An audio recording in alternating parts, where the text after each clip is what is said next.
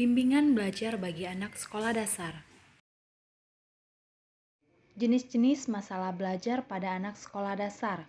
Masalah belajar memiliki bentuk yang banyak ragamnya. Menurut Prayitno, mengemukakan masalah-masalah belajar sebagai berikut. Yang pertama, kemampuan akademik, yaitu keadaan siswa yang diperkirakan memiliki intelijensi yang cukup tinggi, tetapi tidak dapat memanfaatkannya secara optimal. Yang kedua, ketercepatan dalam belajar, yaitu keadaan siswa yang memiliki IQ 130 atau lebih, tetapi masih memerlukan tugas-tugas khusus untuk memenuhi kebutuhan dan kemampuan belajar yang amat tinggi. Yang ketiga, sangat lambat dalam belajar, yaitu keadaan siswa yang memiliki akademik yang kurang memadai dan perlu dipertimbangkan untuk mendapatkan pendidikan yang khusus. Yang keempat, kurang motivasi belajar. Nah, di sini keadaan siswa yang kurang bersemangat dalam belajar, seolah-olah mereka tampak jera dan malas. Dan yang kelima, bersikap dan berkebiasaan buruk dalam belajar, yaitu di mana kondisi siswa yang perbuatan dan kegiatan belajarnya sehari-hari antagonistik dengan yang seharusnya, seperti suka menunda-nunda tugas, mengulur waktu, dan tidak mau bertanya. Soal yang kedua, mengidentifikasi peserta didik yang mengalami masalah belajar di sekolah dasar. Identifikasi masalah belajar siswa pada umumnya dapat dilakukan melalui penggunaan instrumen dalam bentuk non-tes. Instrumen non-tes adalah suatu instrumen yang digunakan untuk mengumpulkan data tentang sikap, perilaku, pendapat, pernyataan, dan spontanitas individu. Di samping itu, instrumentasi non-tes berupa pengumpulan data tentang hal-hal yang berada di luar diri individu dan penilaiannya atau persepsinya terhadap pihak lain seperti keluarga, sekolah, dan kegiatan lain di masyarakat. Instrumen yang termasuk program non-tes dan terkait dengan masalah belajar pada umumnya berupa angket, skala, sikap, panduan observasi, panduan wawancara, dan daftar cek masalah. Soal yang ketiga yaitu faktor-faktor penyebab terjadinya masalah belajar di sekolah dasar. Nah, di sini terdapat dua faktor. Yang pertama, faktor-faktor yang bersumber dari diri sendiri atau internal. Poin yang pertama yaitu tingkat kecerdasan rendah. Taraf kecerdasan atau kemampuan dasar merupakan salah satu faktor penentu keberhasilan belajar. Kemampuan dasar yang tinggi pada seseorang anak memungkinkannya dapat menggunakan pikiran untuk belajar dan memecahkan persoalan baru dengan tepat, cepat, dan berhasil. Sebaliknya, tingkat kemampuan dasar yang rendah dapat mengakibatkan murid mengalami kesulitan dalam belajar. Poin yang kedua, kesehatan sering terganggu. Belajar tidak hanya melibatkan pikiran, tetapi juga jasmania. Badan yang sering sakit-sakitan juga atau kurang gizi dan tidak berdaya dapat membuat seseorang tidak berdaya dan tidak bersemangat, sehingga ia tidak memiliki kemampuan dalam belajar yang mengakibatkan orang yang bersangkutan tidak dapat mencapai hasil belajar seperti yang diharapkan. Poin yang ketiga yaitu alat penglihatan dan pendengaran kurang berfungsi dengan baik. Penglihatan dan pendengaran merupakan alat indera yang terpenting untuk belajar. Apabila mekanisme mata atau telinga kurang berfungsi, maka tanggapan yang disampaikan dari dunia luar tidak mungkin dapat diterima dengan baik, dan murid tidak dapat menerima dan memahami bahan-bahan pelajaran, baik yang disampaikan langsung oleh guru maupun buku-buku bacaan. Poin yang keempat, gangguan alat perseptual.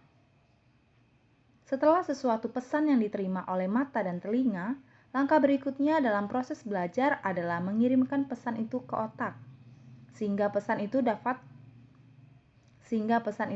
ditafsirkan. Langkah ini disebut juga dengan persepsi. Apanya sebenarnya yang terjadi dalam persepsi adalah proses pengelolaan tanggapan baru atau yang diterima melalui indera. Dengan pertolongan ini akan menghasilkan dan memberikan arti atau makna tertentu kepada tanggapan yang diterima. Selanjutnya, tidak menguasai cara-cara belajar yang baik. Ternyata terdapat hubungan yang berarti antara cara-cara belajar yang diterapkan dengan hasil belajar yang dicapai. Ini berarti bahwa murid-murid yang cara belajarnya lebih baik cenderung memperoleh hasil yang lebih baik pula, dan demikian juga sebaliknya. Faktor yang kedua yaitu faktor-faktor yang bersumber dari luar lingkungan atau eksternal. Poin yang pertama yaitu kemampuan ekonomi orang tua kurang memadai. Hasil belajar yang baik tidak hanya diperoleh dengan mengandalkan keterangan yang diberikan oleh guru, namun juga membutuhkan alat-alat yang memadai. Sebagian alat pelajaran tersebut harus disediakan sendiri oleh murid-murid yang bersangkutan. Bagi orang tua yang ekonominya kurang memadai, tentu tidak dapat memenuhi kebutuhan anaknya secara memuaskan, yang akhirnya murid yang bersangkutan akan menanggung resiko-resiko yang tidak diharapkan. Poin yang kedua, anak kurang mendapat perhatian dan pengawasan dari orang tuanya. Terdapat orang tua yang beranggap bahwa tugas mendidik hanya tugas sekolah saja. Oleh karena itu, para orang tua yang seperti ini selalu sibuk dengan pekerjaan mereka untuk mendapatkan uang. Poin yang ketiga, harapan orang tua terlalu tinggi terhadap anak. Harapan orang tua yang terlalu tinggi membuat mereka memaksa anak-anak untuk selalu rajin belajar dan memperoleh nilai tinggi, tanpa mempertimbangkan kemampuan yang mereka miliki. Namun bagi para murid yang tidak memiliki kemampuan seperti itu, akan menganggap tugas dan harapan itu sebagai suatu siksaan dan pada akhirnya menimbulkan putus asa dan tak acuh. Kondisi lingkungan sekolah. Kondisi-kondisi sekolah yang dapat menimbulkan masalah pada murid antara lain adalah kurikulum kurang sesuai, guru kurang memadai atau guru kurang menguasai bahan pelajaran, metode mengajar kurang sesuai, dan juga alat-alat serta media pengajaran yang kurang memadai. Yang keempat, upaya membantu peserta didik mengatasi masalah belajar. Nah, berkenaan dengan masalah-masalah yang dihadapi murid dalam belajar, di poin yang ketiga atau pertanyaan yang ketiga, ada beberapa hal yang dapat dilakukan oleh guru, yaitu 1. Pengajaran perbaikan. Pengajaran perbaikan merupakan bentuk khusus dari pengajaran yang diberikan kepada seseorang atau beberapa orang murid yang mengalami kesulitan dalam belajar.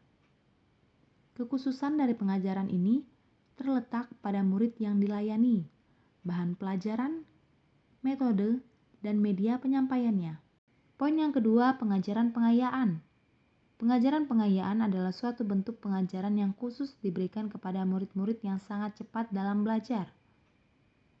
Melalui pengajaran pengayaan, murid memperoleh kesempatan untuk memperluas dan memperdalam pengetahuan dan keterampilannya dalam bidang yang dipelajari. Poin yang ketiga yaitu pembinaan sikap dan kebiasaan belajar yang baik. Bahwa murid yang mempunyai sikap dan kebiasaan belajar yang baik cenderung memperoleh hasil belajar yang baik, dan demikian juga sebaliknya. Dan poin yang terakhir yaitu meningkatkan motivasi murid untuk belajar. Dalam belajar, motivasi memegang peranan yang sangat penting dan menentukan pencapaian tujuan belajar. Di sekolah, sering ditemukan murid-murid yang malas dalam belajar,